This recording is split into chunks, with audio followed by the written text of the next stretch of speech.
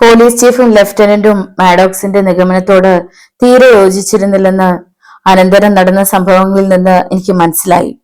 അതൊരു വിധത്തിൽ ഭാഗ്യമായി. ചീഫ് പറഞ്ഞു, ഈ കേസ് കുഴപ്പം പിടിച്ചതാക്കി തീർക്കാൻ ഞങ്ങൾ ഉദ്ദേശിക്കുന്നില്ല. ഡസ്റ്റർ അവളെ വധിച്ച ശേഷം ഒളിവിലായി. അങ്ങനെ സംഭവിച്ചിരിക്കുമെന്നാണ് സാഹചര്യം തെളിയിക്കുന്നത്. ഇത്തരം കേസുകൾ ഇതിനു മുമ്പ് എത്രയോ ഉണ്ടായിട്ടുണ്ട്. അദ്ദേഹത്തെ തന്നെ തുറച്ചു നോക്കിയ ശേഷം മാഡോക്സ് തലയിളക്കി. ഏത് വിധത്തിൽ അന്വേഷണം നടത്തണമെന്ന് ഞാൻ പറഞ്ഞു തരേണ്ട കാര്യമില്ല. പക്ഷെ ഡസ്റ്ററിന്റെ മൃതദേഹം കണ്ടെത്തുമ്പോൾ ഞാൻ പറഞ്ഞവ ഓർമ്മിച്ചാൽ മതി. ഡസ്റ്റർ മരിച്ചെന്ന് താങ്കൾ തിട്ടപ്പെടുത്തുന്നത് എങ്ങനെ? $250,000 ഇൻഷുർ ചെയ്ത ആ വ്യക്തി എന്നെ സമീപിച്ച് ആത്മനാശത്തെക്കുറിച്ചുള്ള വകുപ്പ് കെട്ടിച്ചമയ്ക്കുകയോ ചെയ്തപ്പോൾ തന്നെ ഏതോ കുഴപ്പം സംഭവിക്കാൻ പോകുന്നുണ്ടെന്ന് ഞാൻ ഊഹിക്കാതിരുന്നില്ല. അദ്ദേഹം വിവാഹം കഴിച്ചത് ഒരു കൊലപാതകയാണെന്ന് അറിഞ്ഞ് ഞാൻ ഏത് ദിശയിൽ കൂടി ആയിരിക്കുമെന്ന് ഓർത്തു നോക്കി. പെട്ടെന്ന് തന്നെ എനിക്കത് മനസ്സിലാവുകയും ചെയ്തു. അദ്ദേഹം അപ്രത്യക്ഷനാവുകയും അവൾ കൊല്ലപ്പെടുകയും ചെയ്തെന്ന് അറിഞ്ഞപ്പോ തന്നെ ഇതിലെന്തോ പന്തികോടുണ്ടെന്ന് എനിക്ക് തോന്നി. ആ മൂന്നാമത്തെ മനുഷ്യനെ കണ്ടുപിടിക്കുക തന്നെ വേണം. അക്കാര്യം ഞങ്ങൾ നിർവഹിച്ചോളാം, ചീഫ് പറഞ്ഞു. ഇനി മറ്റൊരു കാര്യം. അദ്ദേഹത്തിന്റെ അവശേഷിച്ച സ്വത്തിന് ഏക അവകാശിയായിരുന്നു ഹെലൻ. അവൾ മരിച്ചു കഴിഞ്ഞു. ഒരു കാര്യം അറിഞ്ഞോ കൊള്ളാം. അദ്ദേഹം എന്തെങ്കിലും ഒസ്യത്ത് എഴുതി വെച്ചിരുന്നു. അക്കാര്യം അവരുടെ മുമ്പാകെ വെളിപ്പെടുത്തണമെന്ന് അന്തരകം എന്നെ പ്രേരിപ്പിച്ചുകൊണ്ടിരുന്നു. എന്നാൽ അതിലെ ഉള്ളടക്കം അറിയുന്നത് വരെ അതേപ്പറ്റി വെളിപ്പെടുത്താതിരിക്കുന്നതാണ് ബുദ്ധി എന്നെനിക്ക് തോന്നി. അങ്ങനെയൊന്നും ഇല്ലെന്നാണ് എന്റെ അറിവ്, ബർണറ്റ് പറഞ്ഞു. ഗ്ലിൻ, താങ്കൾക്ക് അതേപ്പറ്റി വല്ലതും അറിയാമോ? ഇതേവരെ ഇല്ല. പക്ഷെ ഇനിയും കുറെ കടലാസുകൾ കണ്ടെടുത്ത് പരിശോധിക്കാൻ ബാക്കിയുണ്ട് എന്ന് പറഞ്ഞ് ഞാൻ മറിയത്തിന്റെ നേരെ നോക്കി. കണ്ണുകൊണ്ട് ഞാൻ അവളോട് ആംഗ്യം കാട്ടി. അത് ബർണറ്റ് കാണാതിരിക്കത്തക്ക വിധം പെട്ടെന്നായിരുന്നു ചെയ്തത്. അങ്ങനെ എന്തെങ്കിലും കണ്ടുകിട്ടുകയാണെങ്കിൽ ഞാൻ അറിയിച്ചോളാം. അദ്ദേഹത്തിന് ബന്ധുക്കൾ ആരെങ്കിലും ഉണ്ടോ? മാഡോക്സ് ചോദിച്ചു. ഇല്ല, അദ്ദേഹത്തിന് എന്നല്ല, മിസ്സിസ് ഡസ്റ്ററിനും ബന്ധുക്കളായ ആരുമില്ല. എന്റെ കമ്പനി ഒരുപക്ഷെ അദ്ദേഹത്തിന്റെ ഇൻഷുറൻസ് പണം കൊടുക്കാൻ തയ്യാറാകുന്നെങ്കിൽ അതുകൊണ്ട് ആർക്കായിരിക്കും ഗുണം എന്നറിയാൻ വേണ്ടി ചോദിച്ചെന്നേ ഉള്ളൂ. മാഡോക്സ് ചിരിച്ചു. ഗ്ലിൻ ആ ഒസ്യത്ത് കണ്ടെത്തുകയാണെങ്കിൽ ഞാൻ വിവരം താങ്കളെ അറിയിക്കും, ബർണറ്റ് പറഞ്ഞു. ശരി, എനിക്ക് സാൻ ഫ്രാൻസിസ്കോയിലേക്ക് പോകണം. മിസ്റ്റർ ഡസ്റ്ററിനെ ജീവനോടെയോ അല്ലാതെയോ കിട്ടുന്നത് വരെ ഇവിടെ ഒരാളെ നിർത്തേണ്ടതുണ്ട്. ഒന്നുകിൽ ഞാൻ എന്റെ അന്വേഷകരിൽ ഒരാളെ ഇങ്ങോട്ട് അയക്കാം. അതല്ല, നിങ്ങളുടെ ഭാഗത്ത് നിന്ന് ഒരാൾ വന്നു നിൽക്കുമെങ്കിൽ അതായാലും മതി. അദ്ദേഹത്തെ കണ്ടെത്തുന്നത് വരെ രാവും പകലും ഈ ബംഗ്ലാവ് ശ്രദ്ധിക്കപ്പെടേണ്ടതുണ്ട്. അതെന്നെ കുഴക്കി. ഒരു പോലീസുകാരനെ ഇവിടെ പാറാവ് നിർത്തിയാൽ എനിക്ക് ഡസ്റ്ററുടെ മൃതദേഹം അകറ്റാൻ കഴിയുന്നത് എങ്ങനെ? തീർച്ചയായും അതിന്റെ ആവശ്യമില്ല. മിസ്റ്റർ ഡസ്റ്റർ മരിച്ചിരിക്കുമെന്ന് താങ്കൾ തന്നെയല്ലേ ഇപ്പോൾ പറഞ്ഞത്, ചീഫ് പറഞ്ഞു. സർജന്റ് ലൂയിസിന് വേണമെങ്കിൽ ഇവിടെ നിർത്താം, ലഫ്റ്റനന്റ് പറഞ്ഞു. അങ്ങനെ ആവട്ടെ, ചീഫ് അംഗീകരിച്ചു. നല്ലത് എന്ന് പറഞ്ഞ് മാഡോക്സ് എന്റെ നേരെ തിരിഞ്ഞു. താങ്കളുടെ സ്ഥിതി എന്താണ്? ഈ മാസം അവസാനം വരെ ഇവിടെ നിൽക്കാൻ വേണ്ട കൂലി എനിക്ക് അദ്ദേഹം തന്നു കഴിഞ്ഞിട്ടുണ്ട്. അതേവരെ മിസ്റ്റർ ബർണറ്റിന്റെ നിശ്ചയപ്രകാരമാണ് ഇവിടെ നിൽക്കുന്നത്. എനിക്കിനിയും ഇവിടെ താമസിക്കേണ്ട, മറിയം ഇടയിൽ പറഞ്ഞു. മിസ് മറിയം, ഒരാഴ്ച കൂടി നിനക്ക് എവിടെ നിന്നുകൂടെ? പ്രേതവിചാരണ സമയത്ത് ഞങ്ങൾക്ക് നിന്റെ ആവശ്യമുണ്ട്. നിനക്ക് തരാനുള്ള കൂലി മുടങ്ങാതിരിക്കാൻ ഞാൻ ശ്രദ്ധിച്ചോളാം, ബർണറ്റ് പറഞ്ഞു. പുറമെ ഈ ബംഗ്ലാവ് നോക്കി നടത്തുകയും വേണമല്ലോ. ശരി, എങ്കിൽ ഒരാഴ്ച കൂടി ഞാനിവിടെ താമസിക്കാം. അതിൽ കൂടുതലാവില്ല. നന്ദി. അപ്പോഴേക്കും ഡസ്റ്ററിനെ കുറിച്ച് എന്തെങ്കിലും അറിവ് കിട്ടാതിരിക്കുകയില്ല. മാഡോക്സും ചീഫ് ലഫ്റ്റനന്റും പുറത്തേക്ക് ഇറങ്ങി. ഹാളിൽ വെച്ച് ചീഫ് ലൂയിസിനോട് സംസാരിക്കുന്നത് ഞാൻ കേട്ടു. ഞാൻ ഇവിടെയുള്ള സ്ഥിതിക്ക് ഡസ്റ്ററിന്റെ കടലാസുകളൊന്ന് പരിശോധിക്കാൻ ശ്രമിക്കാം. എനിക്ക് അധികമൊന്നും സമയമില്ല, ബർണറ്റ് പറഞ്ഞു. അവയെല്ലാം പാഴ്സലാക്കി താങ്കൾക്ക് അയക്കണമെന്ന് ഞാൻ കരുതിയിരിക്കുകയായിരുന്നു. ഇപ്പോൾ അവയെല്ലാം ആകെ കൂട്ടിക്കൊഴിഞ്ഞ രീതിയിലാണ്. നാളെ കാലത്ത് വരെ എനിക്ക് സമയം തരാമെങ്കിൽ ഞാൻ അവ വേർതിരിച്ച് തയ്യാറാക്കി വയ്ക്കാം. ശരി. ഞങ്ങളോട് വിട ചോദിച്ചുകൊണ്ട് അദ്ദേഹം പോലീസ് വാഹനത്തിനടുത്തേക്ക് നടന്നു. മറിയം എന്റെ സമീപം വന്നു. താങ്കൾ എന്താണ്? ഞാൻ വിരലുയർത്തി അവളുടെ അതരങ്ങൾക്ക് വിലങ്ങനെ വെച്ച് അവൾ സംസാരിക്കുന്നത് തടഞ്ഞു. അവിടെ ലൂയിസ് നിൽക്കുന്നുണ്ട്, അതുകൊണ്ടൊന്നും പറയരുത്, വളരെ സ്വരം താഴ്ത്തി ഞാൻ അവളെ അറിയിച്ചു. അതിനുശേഷം അല്പം ഉറക്കെ ഞാൻ ഇപ്രകാരം അവളോട് പറഞ്ഞു. വരൂ, നമുക്ക് ആ ബില്ലുകളെല്ലാം ശരിയാക്കേണ്ടതുണ്ട്. ഞങ്ങൾ രണ്ടുപേരും ഗോവണിപ്പടികൾ ഇറങ്ങി. അവിടെ ലൂയിസ് പോക്കറ്റിൽ കൈകൾ തിരികെ നിൽക്കുന്നുണ്ടായിരുന്നു. അയാളെ കടന്ന് ഞങ്ങൾ ഡസ്റ്ററിന്റെ സ്റ്റഡി റൂമിലേക്ക് ചെന്ന് കഥ കടച്ചു. ഗ്ലിൻ, ഇതെന്താണ്? അദ്ദേഹത്തിന്റെ ഒസ്യത്ത് നാം കണ്ടെടുത്തതായി താങ്കൾ എന്തുകൊണ്ട് അവരോട് പറഞ്ഞില്ല? ആദ്യം അതിൽ എന്താണ് എഴുതിയിരിക്കുന്നതെന്ന് എനിക്കറിയണം. അതെങ്ങനെ സാധിക്കും? അതിൽ അഡ്രസ് എഴുതിയിരിക്കുന്നത് ബർണറ്റിനല്ലേ? ഞാൻ ബില്ലുകളുടെ ഒരു വശത്തേക്ക് നീക്കി ആ നീണ്ട കവർ കയ്യിലെടുത്തു. ഞാനത് മറ്റൊരു കവറിലിടും. പക്ഷെ എനിക്കത് ആദ്യം കാണണം. പക്ഷെ എന്തിന്? എന്തെങ്കിലും കുഴപ്പമുണ്ടോ? ഇതേവരെയില്ല. ഈ കേസിൽ ഇടപെട്ട മറ്റൊരു വ്യക്തി കൂടി ഉണ്ടെന്ന് മാഡോക്സ് പറഞ്ഞത് നീ കേട്ടില്ലേ? ഈ ഒസ്യത്തിൽ എന്റെ പേരെങ്ങാനും ഉണ്ടെങ്കിൽ ആ മൂന്നാമത്തെ വ്യക്തി ഞാനാണെന്ന് അവർ പെട്ടെന്ന് തീരുമാനിക്കും. മറിയം എന്നെ തന്നെ ഉറ്റുനോക്കുകയായിരുന്നു. ഈ വക കാര്യങ്ങൾ ശ്രദ്ധാപൂർവ്വം നിർവഹിച്ചില്ലെങ്കിൽ ഞാൻ അപകടത്തിലായിരിക്കും മറിയം. സത്യാവസ്ഥ നിനക്കും അധികം താമസിക്കാതെ അറിയാൻ കഴിഞ്ഞെന്ന് വരും. ഞാനും ഹെലനും തമ്മിൽ സ്നേഹത്തിലായിരുന്നു. ഞാനത് ഊഹിച്ചിരുന്നു. ഒരിടത്തിരുന്നു കൊണ്ട് അവൾ പറഞ്ഞു. അതെ, മാഡോക്സും അങ്ങനെ ഊഹിച്ചെന്ന് വരും. ടെസ്റ്ററിനെ മരിച്ച നിലയിൽ കണ്ടെത്തിയാൽ അദ്ദേഹത്തെ കൊന്നത് ഞാനാണെന്ന് പെട്ടെന്ന് അവർ തീരുമാനിക്കും. തീർച്ചയായും അങ്ങനെയൊന്നും സംഭവിക്കില്ല. സംഭവിക്കും. പോലീസിന്റെ നിഗമനം ഈ വിധത്തിലായിരിക്കും. 3/4 മില്യന് ഇൻഷുർ ചെയ്യപ്പെട്ട ഡസ്റ്റർ മരിക്കുന്നു. ഭാര്യയ്ക്ക് ഒരു കാമുകനുണ്ട്. ഭാര്യ മരിക്കുന്നു. ഭർത്താവ് വിട്ടുപോയ തൊയ്ക്ക് കാമുകൻ അധികാരിയാവുന്നു. ഭർത്താവിനെയും ഒരുപക്ഷെ കാമുകയെയും കൊന്നത് കാമുകനായിരിക്കാം. ഇങ്ങനെയും സംഭവിക്കാറുണ്ട്. സംഭവിക്കുകയും ചെയ്യും. പക്ഷേ പോലീസ് പ്രവർത്തിക്കുന്നത് കിട്ടുന്ന തെളിവുകളുടെ അടിസ്ഥാനത്തിലാണ്. അവൾ പെട്ടെന്ന് നിർത്തി. ഞാൻ എന്റെ കത്തിയെടുത്ത് കവർ പൊളിച്ച് അതിൽ അടക്കം ചെയ്തിരുന്ന കടലാസ് എടുത്ത് വായിച്ചു. അത് വായിച്ചു കഴിഞ്ഞപ്പോൾ പുകപടലത്തിൽപ്പെട്ട പ്രതീതി എനിക്കുണ്ടായി. ആ ഔസ്യത്ത് വളരെ ലളിതമായിരുന്നു. കടക്കാരുടെ കടം തീർത്തു കഴിഞ്ഞ ശേഷം ഡസ്റ്റർ എസ്റ്റേറ്റിൽ അവശേഷിക്കുന്ന പണം എന്നെ ഏൽപ്പിക്കാൻ അതിൽ എഴുതിയിരുന്നു. അതിന് പ്രധാന കാരണം ഞാൻ അദ്ദേഹത്തെ രക്ഷിച്ചു എന്നത് തന്നെ. ഹെലൻ മരിക്കുകയാണെങ്കിൽ ഇൻഷുർ ചെയ്ത 3/4 മില്യൺ ഡോളറും എനിക്ക് തന്നെ വന്നു ചേരും. ക്ലീൻ, എന്താണിത്? ഞാൻ ആ രേഖ അവൾക്ക് നീട്ടി. വായിക്കൂ. വിറവുണ്ട സ്വരത്തിൽ ഞാൻ പറഞ്ഞു. ആ മദ്യപാനി മുഴുവൻ സ്വത്തിനും എന്നെ അധികാരപ്പെടുത്തിയിരിക്കുകയാണ്. ഹെലനോടൊപ്പം ചേർന്ന് ഞാൻ ആ പദ്ധതി തയ്യാറാക്കിയിരുന്നില്ലെങ്കിലും ഈ പണമെല്ലാം എന്നിൽ തന്നെ വന്നു ചേരുമായിരുന്നു. ഡസ്റ്ററുടെ മരണം സംബന്ധിച്ച് ഹെലന് വധശിക്ഷ കിട്ടുമായിരുന്നു. ഈ ഒസ്യത്തെങ്ങാനും ബെർണറ്റിന് കാണിച്ച പിന്നെ ഡസ്റ്ററിന്റെയും ഹെലന്റെയും മരണം കൊലപാതകമാക്കി മാറ്റി അത് എന്നിൽ ചുമത്തിയേക്കും. എനിക്ക് അദ്ദേഹത്തിന്റെ പണം ആവശ്യമില്ല. ഡസ്റ്റർ തിരിച്ചെത്തിയാൽ ഞാൻ അത് അദ്ദേഹത്തിന് തന്നെ തിരിച്ചു കൊടുക്കും. അഥവാ അദ്ദേഹം മരിച്ചു പോയിട്ടുണ്ടെങ്കിൽ അത് ഞാൻ തന്നെ നശിപ്പിച്ചു കളയും. ഈ കുടുക്കിൽ നിന്ന് എനിക്ക് ഒഴിഞ്ഞു നിൽക്കണം. മിസ്റ്റർ ഡസ്റ്ററിന്റെ തിരോധാനത്തിൽ താങ്കൾക്ക് പങ്കൊന്നുമില്ലല്ലോ? അർത്ഥഗർഭമായി അവൾ എന്നെ നോക്കി.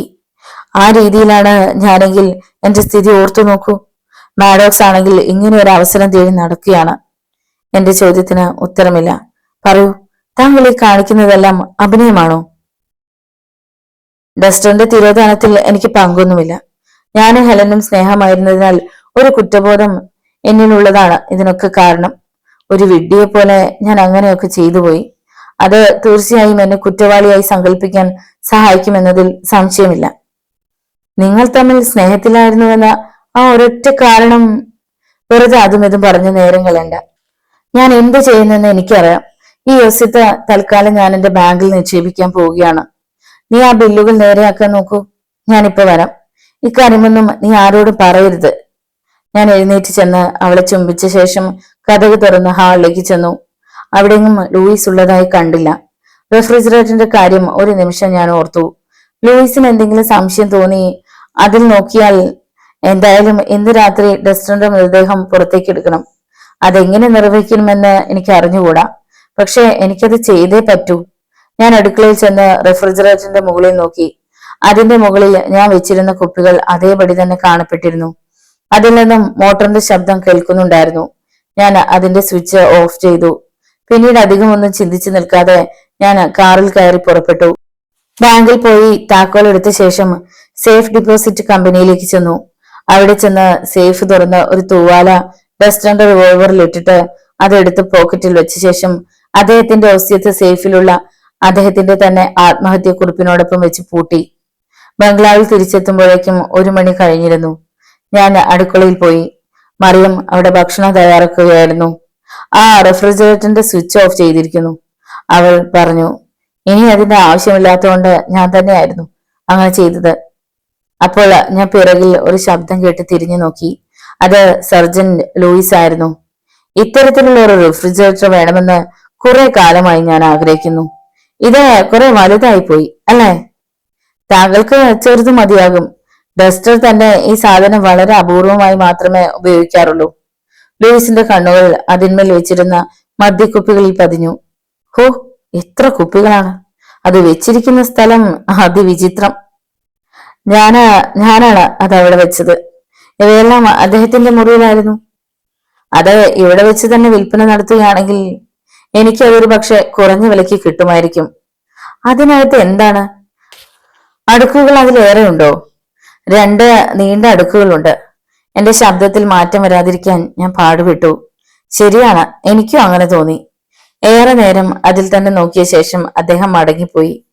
ഭക്ഷണം തയ്യാറായെന്ന് മറിയം അറിയിച്ചു. ഞങ്ങൾ 3 പേരും മട്ടുപ്പാവിൽ ഇരുന്നു കൊണ്ട് ഭക്ഷണം കഴിച്ചു.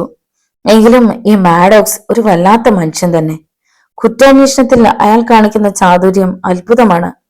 ഡസ്റ്ററാണ് അവളെ കൊന്നതെന്ന കാര്യത്തിൽ അയാൾക്ക് തീരെ വിശ്വാസമില്ല തന്നെ. താങ്കൾക്ക് എന്ത് തോന്നുന്നു? അദ്ദേഹം അറിഞ്ഞോ അറിയാതെയോ അവൾ മരിച്ചു കഴിഞ്ഞു. അതൊരു കൊലപാതകമാണെന്ന് തെളിയുകയും ചെയ്തു. ഇപ്പോൾ അദ്ദേഹം എവിടെയായിരിക്കുമെന്നാണ് ഞാൻ ഓർക്കുന്നത്.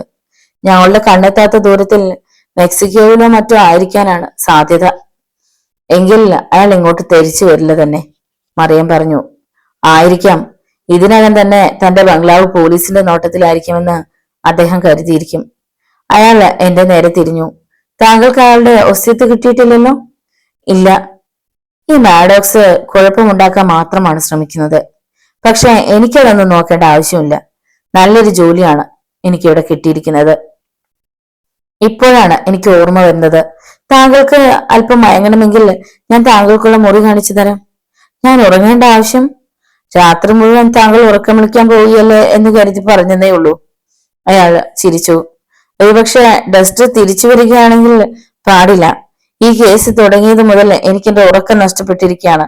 അതുകൊണ്ട് ഇനിയും അക്കാര്യം പൂർത്തിയാവുന്നതുവരെ ഉറക്കം ഉപേക്ഷിക്കാൻ തന്നെ ഞാൻ തീർച്ചപ്പെടുത്തി.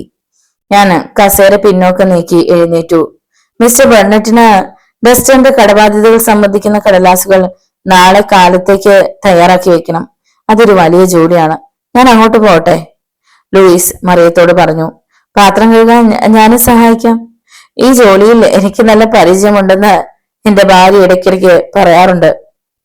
ഞാൻ ഡസ്റ്ററിന്റെ വായനാമുറിയിൽ ചെന്ന് കഥ കടച്ചു. അതിനുശേഷം പോക്കറ്റിൽ വെച്ചിരുന്ന ഡസ്റ്ററിന്റെ റിവോൾവർ മേശവലിപ്പിൽ വെച്ചു. പിന്നീട് കയ്യുറ ധരിച്ച ശേഷം ഒരു കടലാസ് എടുത്ത് ടൈപ്പ് റൈറ്റിൽ വെച്ച് താഴെ പറയാൻ പ്രകാരം ടൈപ്പ് ചെയ്തു. ഞാൻ എന്റെ തൂക്കിനു വേണ്ടിയാണ് ഇങ്ങോട്ട് തിരിച്ചു വന്നത്. ഇവിടമാണ് എന്റെ അന്ത്യം. ഹെലനെ അടിച്ചത് ഞാനാണ്. എന്നാൽ അവളുടെ മരണത്തിനിടയാകുമെന്ന് ഞാൻ കരുതിയിരുന്നില്ല. പക്ഷെ സംഭവിച്ചത് അതാണ്. അതിനുശേഷം വല്ല വിധേനയും രക്ഷ പ്രാപിക്കണമെന്ന് കരുതി.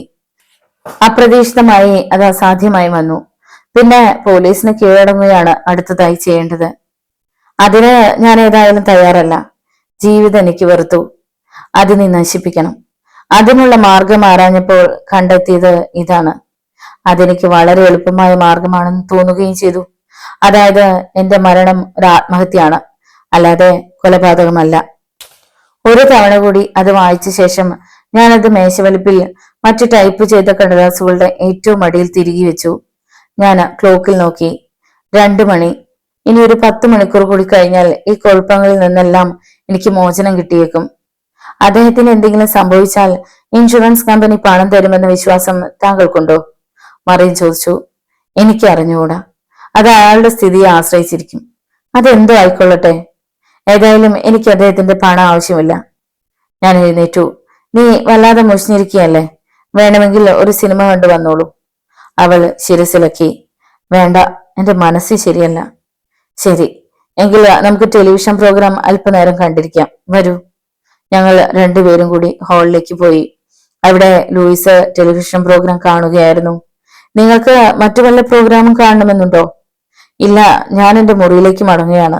എനിക്ക് 1-2 കത്തുകൾ എഴുതാനുണ്ട്. ശരി, വരൂ. നിന്നെ ഞാൻ അവിടെ കൊണ്ടുപോയി വിട്ടുതരാം, മറിയയോട് ഞാൻ പറഞ്ഞു. ഞങ്ങൾ പുറത്തേക്കിറങ്ങി. ഞാൻ മടങ്ങി വന്ന് ലൂയിസിനോടൊപ്പം ഇരുന്ന് ടെലിവിഷൻ പ്രോഗ്രാം കണ്ടുകൊണ്ടിരുന്നു. സമയം 9. ഞാൻ കണക്കുകൂട്ടി. ഇനി 4 മണിക്കൂർ കൂടി മാത്രം. പ്രോഗ്രാം നടന്നുകൊണ്ടിരിക്കെ ഞാൻ ലൂയിസിനെ നോക്കി. അയാൾ നല്ല ഉറക്കമായിരുന്നു. കല്ലുകൊണ്ട് ചെത്തി മിനുക്കിയതുപോലെയായിരുന്നു മുഖം. ഞാൻ എന്റെ മനസ്സിൽ കരുതിയവ ഒരു തവണ കൂടി ഓർത്തു നോക്കി. അടുക്കളയിലേക്ക് കടന്ന് റെഫ്രിജറേറ്ററിന്റെ മുകളിൽ അടുക്കി വെച്ചിരിക്കുന്ന കുപ്പികൾ ഇറക്കി വെക്കുക. അതിനുശേഷം ഡസ്റ്ററിന്റെ ദേഹം അതിൽ നിന്നിറക്കി തോട്ടത്തിൽ കൊണ്ടുപോയി കിടത്തി ആകാശത്തിലേക്ക് വെടിവെച്ച് എന്റെ മുറിയിലേക്ക് ഓടുമ്പോൾ ലൂയിസ് ജനാല വഴി തോട്ടത്തിലേക്ക് നോക്കുകയും ബംഗ്ലാവ് നോക്കി ഓടുന്ന എന്നെ കാണുകയും ചെയ്തെന്ന് വരാം. അത് അപകടമാണ്. പിന്നെ എന്തു ചെയ്യും? മറ്റൊരു മാർഗമുള്ളത് ഡസ്റ്ററിന്റെ ദേഹം തോട്ടത്തിലേക്ക് കൊണ്ടുപോകാതെ അദ്ദേഹത്തിന്റെ പഠനമുറിയിലേക്ക് കൊണ്ടുപോകുക. അദ്ദേഹം ചെയ്തതുപോലെ അതിനകത്ത് തന്നെ പഴയ രംഗം ആവർത്തിക്കുക. ജനാല വഴി അദ്ദേഹത്തെ അതിനകത്തിട്ട് അതുവഴി തന്നെ വെടിവെക്കുക. ജനാല തുറന്നിട്ടാൽ അതിനകത്തേക്ക് അയാൾ കടന്നത് അതുവഴി ആയിരിക്കുമെന്ന് സങ്കല്പിക്കുകയും ചെയ്യും. അതിനുശേഷം എന്റെ മുറിയിലേക്ക് ശബ്ദമുണ്ടാക്കാതെ ചെന്ന് പെട്ടെന്ന് തന്നെ ആ ദിശയിൽ നിന്നും ഡസ്റ്ററിന്റെ വായനാമുറി നോക്കി വെടിവെച്ച് കേട്ടുകൊണ്ടെന്ന പോലെ ഓടുക. ഇങ്ങനെ സങ്കല്പിക്കുക എളുപ്പമാണ്, പക്ഷെ പ്രാവർത്തികമായി കൊണ്ടുവരിക എളുപ്പമല്ല. അദ്ദേഹത്തെ റെഫ്രിജറേറ്ററിൽ കാണേണ്ടി വരുന്ന രംഗം ഓർക്കാൻ പോലും കഴിയുന്നില്ല. ഏതാണ്ട് 10:30 മണിയായപ്പോൾ ലൂയിസ് ഞെട്ടി ഉണർന്ന് പരപരപ്പോടെ നിവർന്നിരുന്നു. അതുകൊണ്ട് ഞാൻ പെട്ടെന്ന് കണ്ണടച്ചു. ഞാനും ഉറക്കത്തിലായിരുന്നെന്ന പോലെ ഭാവിച്ചു. ഹോ, ഈ പ്രോഗ്രാം ഇപ്പോഴും നടക്കുന്നുണ്ടോ? ഞാൻ ഞെട്ടിയെന്ന പോലെ എഴുന്നേറ്റു. ഓ ശരിയാണ്, ഞാനത് ഓഫ് ചെയ്തു. എനിക്ക് ഉറക്കം വരുന്നു. ഞാൻ മുറിയിലേക്ക് പോവുകയാണ്. അതിനു മുമ്പ് നമുക്ക് കതകുകളും ജനാലകളും അടച്ചിടാം എന്ന് പറഞ്ഞ് അയാൾ അടുക്കളയിലേക്ക് നടന്നു. അവിടുത്തെ ജനാല അടയ്ക്കുമ്പോൾ അയാളെ കഴുത്ത് ഞെരുക്കി കൊല്ലാനുള്ള ആവേശം എനിക്കുണ്ടായി. അടുക്കളയിൽ നിന്നും ഞങ്ങൾ താഴത്തെ നിലയിലുള്ള മറ്റിതര മുറികളിലേക്ക് ചെന്ന് അവിടുത്തെ ജനാലകൾ അടച്ച ശേഷം മുകളിലേക്ക് ചെന്നു. ഡസ്റ്ററിന്റെ മുറിയിലേക്ക് അദ്ദേഹം പോകരുതേ എന്നായിരുന്നു എന്റെ പ്രാർത്ഥന. എന്നാൽ അത് സംഭവിച്ചു. ഞങ്ങൾ അയാളുടെ മുറിയിൽ കയറി. മേശപ്പുറത്ത് ഞാൻ ഉപേക്ഷിച്ചു വന്ന കയ്യുറ വ്യക്തമായി കണ്ടപ്പോൾ എന്റെ ഉള്ളൊന്നു കാളി. അത് ലൂയിസിന്റെ ശ്രദ്ധയിൽപ്പെടുന്നതിന് മുമ്പ് കൈവശപ്പെടുത്താൻ തുനിയുമ്പോഴേക്കും അയാൾ പെട്ടെന്ന് തിരിഞ്ഞു. അതോടെ ഞാൻ ആ ശ്രമം പാതിയിൽ നിർത്തി. ലൂയിസ് തന്നെ ആ മുറിയുടെയും ജനാല ഭദ്രമായി അടച്ചു. അതോടെ പദ്ധതി നടപ്പിൽ വരുത്താനാവില്ലെന്ന് നിശ്ചയമായി. അത് ഓർത്തപ്പോൾ എന്റെ നട്ടിലിൽ കൂടി തണുപ്പരിച്ചു കയറുന്ന പ്രതീതി ഉളവായി. ഇനി ഇതിനകത്ത് കടക്കണമെങ്കിൽ ജനാല പൊളിക്കുക തന്നെ വേണം, ലൂയിസ് പറഞ്ഞു. ഞങ്ങൾ പുറത്തേക്ക് കടന്നു. എനിക്ക് കുംഭകർണന്റെ ഉറക്കമാണ്. പെട്ടെന്നൊന്നും ഉണരുകയില്ല. എന്തെങ്കിലും ശബ്ദം കേട്ടാ എന്നെ വിളിച്ചുണർത്താൻ മറക്കരുത്, ലൂയിസ് ഓർമ്മപ്പെടുത്തി. ഞങ്ങൾ അവിടെ വെച്ച് പിരിഞ്ഞു. ഞാൻ എന്റെ മുറിയിൽ കിടന്ന് കഥ കടിച്ച് മെത്തിയിലിരിക്കെ ഓർത്തു. മേശപ്പുറത്തുണ്ടായിരുന്ന കയ്യുറ ലൂയിസ് കണ്ടിരിക്കുമോ? അതവിടെ ഉപേക്ഷിക്കാൻ മാത്രം ഞാൻ എന്തൊരു വിഡ്ഢിയാണ്. ഒരുപക്ഷെ അയാളത് കണ്ടിരിക്കില്ല. എങ്കിൽ അതേപ്പറ്റി എന്തെങ്കിലും അഭിപ്രായം പറഞ്ഞേനെ. പക്ഷെ അങ്ങനെ ഉറച്ചു വിശ്വസിക്കാമോ? അന്ന് രാത്രി എനിക്ക് ചെയ്യാനുള്ള ജോലിയെക്കുറിച്ച് ഓർത്തപ്പോൾ അസ്വാസ്ഥ്യം തോന്നി. എല്ലാ മുറികളുടെയും ജനാലകൾ അടയ്ക്കാൻ തയ്യാറായ ലൂയിസ് ക്ലോക്ക് റൂം ജനാല അടച്ചിടാൻ മറന്നുപോയിരുന്നു. ഞാൻ എന്റെ മുറിയിൽ കിടന്ന് ഡ്രസ്സ് മാറി മുറിയിലേക്ക് കൊണ്ടുവന്ന തൂക്ക് നിറച്ച് എന്റെ പൈജാമയുടെ പോക്കറ്റിലിട്ടു. എന്റെ ആദ്യത്തെ നീക്കം ഡസ്റ്ററുടെ വായനാമുറിയിൽ ചെന്ന് കയ്യുറകൾ എടുത്തു വരികയാണ്. അതിടാതെ എവിടെയും സ്പർശിക്കരുത്, അത് അപകടമാണ്. ഇപ്പോൾ സമയം 11 കഴിഞ്ഞ് 5 നിമിഷങ്ങളായി. വല്ലതും പ്രവർത്തിച്ചു തുടങ്ങുന്നത് 1 മണിക്ക് ശേഷമാണ് നല്ലതെന്ന് ഞാൻ തീർച്ചപ്പെടുത്തി. ലൈറ്റ് അണച്ച് കതക് തുറന്ന് ഞാൻ ഇടനാഴിയിലേക്ക് നോക്കി.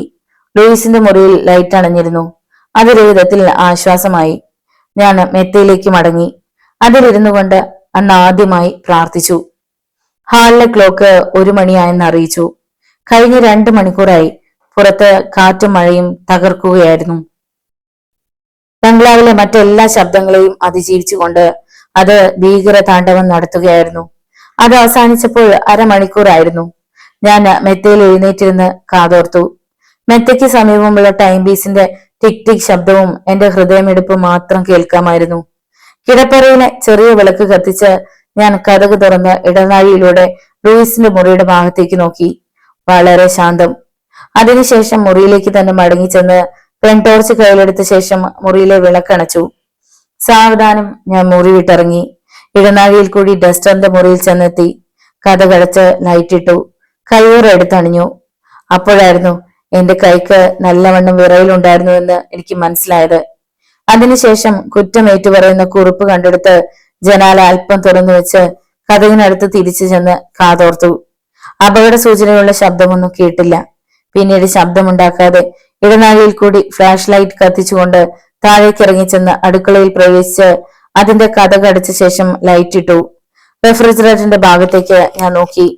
എന്റെ ശരീരം ആസകലം നടുങ്ങുന്നതായി എനിക്ക് തോന്നി. നാടികൾക്ക് മുഴുവൻ ക്ഷതം തട്ടിയതുപോലെ. പിന്നീട് താമസിക്കാതെ ചെന്ന് റെഫ്രിജറേറ്ററിന്റെ മുകളിൽ വെച്ചിരുന്ന 3 ഡസൻ കുപ്പികൾ താഴേക്കിറക്കുന്നതിൽ വ്യാപൃതനായി. അതിനിടയിൽ 3 കുപ്പികൾ ചെരിഞ്ഞ് താഴേക്ക് പതിക്കാനായി ഉരുണ്ടു. എന്നാൽ സമയത്തിന് തന്നെ ഞാൻ അത് പിടിച്ചു താഴെ വെച്ചു. കുപ്പികൾ പരസ്പരം മുട്ടി ശബ്ദമുണ്ടാക്കാതിരിക്കാൻ വളരെ ശ്രദ്ധിക്കേണ്ടിയിരിക്കുന്നു. അവ താഴെ വെച്ച് കഴിഞ്ഞ ശേഷം ഞാൻ ചെന്ന് അടുക്കളവാതിൽ തുറന്നു വെച്ചു.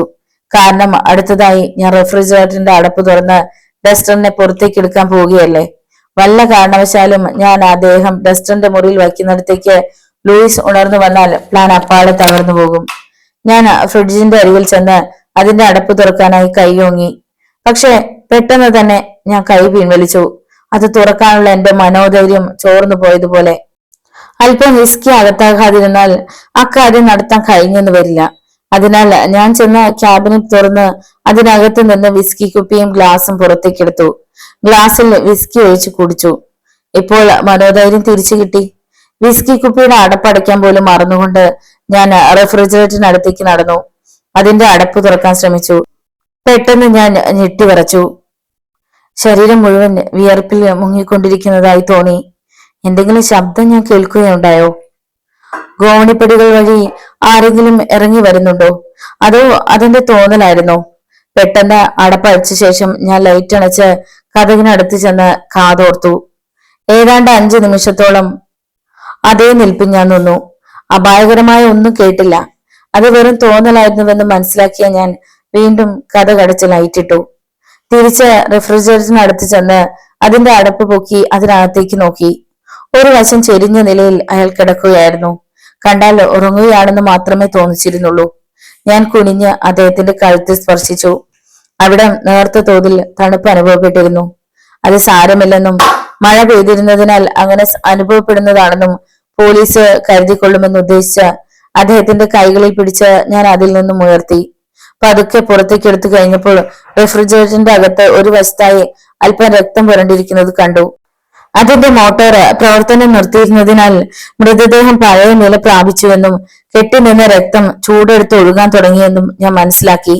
ഭീകരതയേറിയ 3-4 നിമിഷങ്ങൾ ഇഴഞ്ഞു നീങ്ങി. ഇതിനകം ഞാൻ അയാളെ പുറത്തിറക്കി കതകിനടുത്തെത്തി നിന്നു. എന്റെ ശ്വാസോച്ഛ്വാസത്തിന് തടസ്സമേർപ്പെട്ട പ്രതീതി ഉണ്ടായി. പക്ഷെ ഏറെ നേരം അവിടെ അങ്ങനെ നിൽക്കാൻ പറ്റില്ല. കാരണം അദ്ദേഹത്തിന്റെ ശിരസിൽ നിന്ന് രക്തം ഒഴുകി തുടങ്ങിയിരിക്കുകയാണ്. അത് ഒഴുകുന്നത് അവിടെ വെച്ചായിരിക്കരുത്. പിന്നെ താമസിയാതെ ആ മൃതദേഹവുമായി ഡസ്റ്ററിന്റെ മുറിയിലേക്ക് ചെന്നു. അദ്ദേഹത്തിന്റെ ഭാരം എന്നെ വല്ലാതെ തളർത്തിയിരുന്നു. വിയർപ്പ് കൊണ്ട് ഞാൻ അന്ധനായി കഴിഞ്ഞിരുന്നു. ഹൃദയത്തിന്റെ മിടിപ്പ് ദ്രുതഗതിയിലായി. വല്ല വിധേനയും ഞാൻ അദ്ദേഹം അതിനകത്ത് എത്തിച്ച് അവിടുത്തെ തറയിൽ വിരിച്ചിട്ടിരുന്ന പരവതാനിയിലിട്ടു. അപ്പോഴേക്കും രക്തം ഒലിച്ചിറങ്ങി തുടങ്ങിയിരുന്നു. ഫ്ലാഷ് ലൈറ്റുമായി ഞാൻ അടുക്കളയിലേക്ക് നടന്നു. അടുക്കളയിൽ നിന്നും ഡസ്റ്ററിന്റെ പഠനമുറി വരെ തറയിൽ വിരിച്ചിട്ടിരുന്ന പരവതാനിയിൽ എവിടെയെങ്കിലും രക്തത്തുള്ളികളുണ്ടോ എന്ന് ഞാൻ പരിശോധിച്ചു. ഒരിടത്ത് ഒരു ചെറിയ തുള്ളി ഇറ്റിരിക്കുന്നത് എനിക്ക് കണ്ടുപിടിക്കാൻ കഴിഞ്ഞു. വേഗം ഒരു നനഞ്ഞ തുണി കൊണ്ടുവന്ന് അത് തുടച്ചു മാറ്റി. അതിനുശേഷം അടുക്കളയിൽ ചെന്ന് റെഫ്രിജറേറ്ററിന്റെ അകത്ത് പതിഞ്ഞിരുന്ന രക്തവും തുടച്ചു മാറ്റി. ഇപ്പോൾ രക്തം പതിഞ്ഞ ഇടങ്ങളെല്ലാം ശുദ്ധമായി ഉറപ്പുവരുത്തിയ ശേഷം നിലം കഴുകി തുടച്ചു.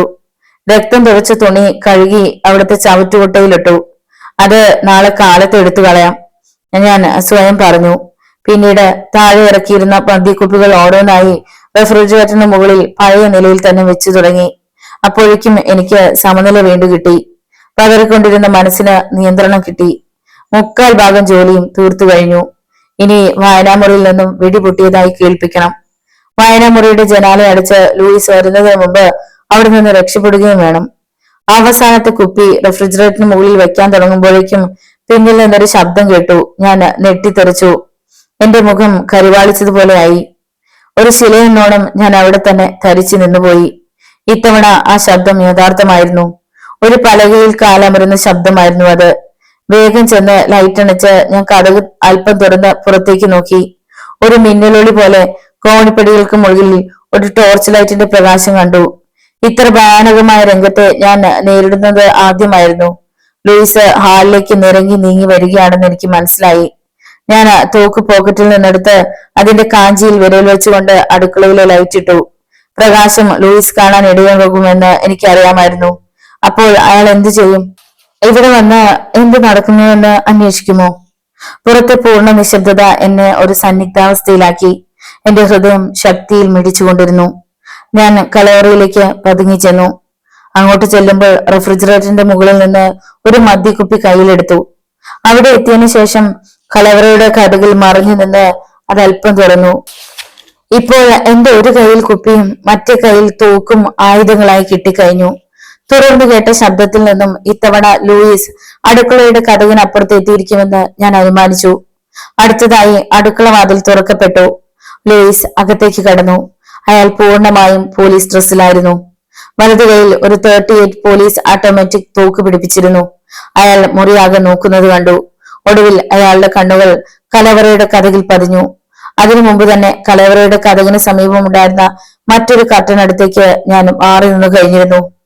ഓക്കെ റെസ്റ്റർ, താണസ്വരത്തിൽ ലൂയിസ് പറയുന്നത് ഞാൻ കേട്ടു. കൈ ഉയർത്തിപ്പിടിച്ച് പുറത്തേക്ക് വരൂ. ഞാൻ ഇളകാതെ നിന്നു. എന്റെ മുഖത്ത് വിയർപ്പ് തുള്ളികൾ ഒഴുകുന്നുണ്ടായിരുന്നു. വരൂ, താങ്കൾ എവിടെയാണെന്നുള്ളത് എനിക്കറിയാം. ചില നിമിഷങ്ങളോളം കാത്തുനിന്ന ശേഷം മുറി മുറിച്ചു കിടന്ന് പെട്ടെന്ന് കലവറയുടെ കതക് തള്ളി തുറന്നു. ആ സമയം അയാളുടെ പിൻപുറം എനിക്ക് അഭിമുഖമായി വന്നു.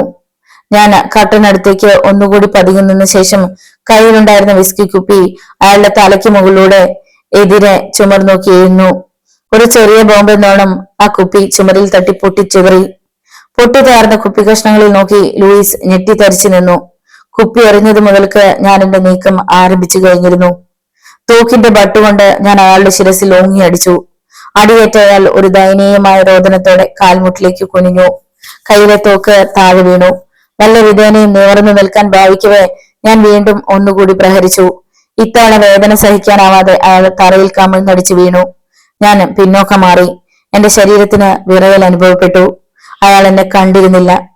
എനിക്ക് ഉറപ്പുണ്ടായിരുന്നു ഇനിയും എത്ര സമയം അയാൾ അബോധാവസ്ഥയിലായിരിക്കുമെന്ന് അറിഞ്ഞുകൂടാ. രണ്ടും കൽപ്പിച്ച അയാളെ കൈകളിൽ പിടിച്ചു വലിച്ച് കലവറയിലേക്ക് കൊണ്ടുപോയി കിടത്തി കതക് പൂട്ടി തോക്കുമായി ഡസ്റ്ററിന്റെ പഠനമുറിയിലേക്ക് ചെന്നു. തൃപ്തി നൽകത്തക്ക വിധം അദ്ദേഹത്തിന്റെ ശിരസിൽ നിന്ന് ഒഴുകിയിരുന്ന രക്തം തറയിൽ ഒരു ചെറിയ തടാകം തന്നെ സൃഷ്ടിച്ചിരുന്നു. അതിനകത്തെ പ്രകാശത്തിൽ ഞാൻ എന്റെ ഡ്രസ്സിൽ നോക്കി. പൈജാമയിൽ രണ്ടിടങ്ങളിൽ രക്തം പുരണ്ടിരുന്നു. വേഗം എന്റെ മുറിയിൽ ചെന്ന് അത് വലിച്ചു കീറി ഊരിയ ശേഷം മറ്റൊരു ജോഡി പൈജാമ എടുത്തു ധരിച്ചു. രക്തം പുരണ്ട പൈജാമ അവിടെ ഒളിച്ചു വെച്ചു. അതിനുശേഷം മുറിയിലേക്ക് തന്നെ തിരിച്ചു വന്നു. തോക്ക് മുകളിലേക്ക് ഉയർത്തിപ്പിടിച്ച് അതിന്റെ കാഞ്ചി വലിച്ചു. കണ്ണുകളിൽ ഇരുട്ട് കയറുന്ന വിധത്തിൽ അതിൽ നിന്നും വെളിച്ചമുണ്ടായി. ഒരു ഭയങ്കരമായ ശബ്ദത്തിൽ അത് പൊട്ടി അവിടെ മെങ്ങും മാറ്റുള്ളി കൊണ്ടു. വേഗം ജനാല അടച്ച് ഞാൻ തോക്ക് ഡസ്റ്ററിന്റെ മൃതദേഹത്തിന് അരികെ വെച്ചു. ക്ലോക്ക് മുറിയിലേക്ക് ഓടിച്ചെന്ന് അതിന്റെ ജനാല അല്പം തുറന്നു വെച്ചു. പിന്നീട് കയ്യൊറ ഊരി അതും ഞാൻ എന്റെ രക്തം പുരണ്ട പൈജാമയോടൊപ്പം കൊണ്ടുപോയി വെച്ചു. ഞാൻ താഴേക്ക് ഓടുമ്പോൾ ടെലിഫോൺ മണിയടിക്കുന്നത് കേട്ടു. അത് മറിയത്തിന്റേതായിരിക്കുമെന്ന് ഞാൻ വിശ്വസിച്ചു. വേഗം ചെന്ന് റിസീവർ കയ്യിലെടുത്ു. ഗ്ലിൻ, എന്താണ് കേട്ടത്? ഒരു വെടിശബ്ദമായിരുന്നില്ലേ? ആ ശബ്ദം പതറിയിരുന്നു. അതെ, നീ അവിടെ തന്നെ നിൽക്കൂ. അത് ഡസ്റ്ററിന്റേതായിരുന്നു. അയാൾ സ്വയം വെടിവെച്ച് ആത്മഹത്യ ചെയ്തിരിക്കുകയാണ്. ഇപ്പൊ ഒന്നും സംസാരിക്കണ്ട. ലൂയിസിനെ കാണാനില്ല. എനിക്ക് പോലീസിൽ വിവരം അറിയിക്കേണ്ടിയിരിക്കുന്നു. പക്ഷെ ഗ്ലിൻ, പിന്നെ സംസാരിക്കാമെന്ന് പറഞ്ഞില്ലേ? എനിക്ക് പോലീസ് സ്റ്റേഷനിലേക്ക് വിളിച്ച് വിവരം അറിയിക്കേണ്ടതുണ്ട്. ഞാൻ റിസീവർ വെച്ചു. ഡസ്റ്ററിന്റെ ഡ്രസ്സ് റെഫ്രിജറേറ്റർ ആയതിനാൽ നനഞ്ഞതുപോലെ തോന്നിച്ചിരുന്നു. അതിനാൽ ലൂയിസിനെ വെടിവെച്ച ഉടനെ അദ്ദേഹത്തിനടുത്തേക്ക് ഇലക്ട്രിക് സ്റ്റൗ നീക്കി വെച്ചിരുന്നു. ഇതിനകം നനഞ്ഞ ഡ്രസ്സ് അല്പം ഉണങ്ങി കിട്ടിയിരുന്നു. ഞാൻ അതിന്റെ സ്വിച്ച് ഓഫ് ചെയ്ത ശേഷം അത് അലമാരയിൽ എടുത്തു വെച്ചു. പിന്നീട് ആ മുറിയിലുടനീളം ഞാൻ പരിശോധിച്ചു. എല്ലാം ഭംഗിയായി നിർവഹിച്ചു കഴിഞ്ഞിരുന്നു. സിഗരറ്റ് കത്തിച്ച് പുക വലിച്ചൂതിക്കൊണ്ട് മഴയുടെ ശോകഗാനവും കേട്ട് ഞാൻ ഹാളിലിരുന്നു. നോവലിന്റെ തുടർന്നുള്ള ഭാഗങ്ങൾ കേൾക്കുവാൻ വേണ്ടി ചാനൽ സബ്സ്ക്രൈബ് ചെയ്യുക. നിങ്ങളുടെ വിലയേറിയ അഭിപ്രായങ്ങളും നിർദ്ദേശങ്ങളും കമന്റ് ബോക്സിൽ രേഖപ്പെടുത്തുക. വീഡിയോ ഇഷ്ടമായാൽ ഒന്ന് ലൈക്ക് ചെയ്ത് ഹൈപ്പ് കൊടുത്ത് മറ്റു സുഹൃത്തുക്കൾക്ക് കൂടി ഷെയർ ചെയ്ത് നൽകുക. നന്ദി. വീണ്ടും കാണാം.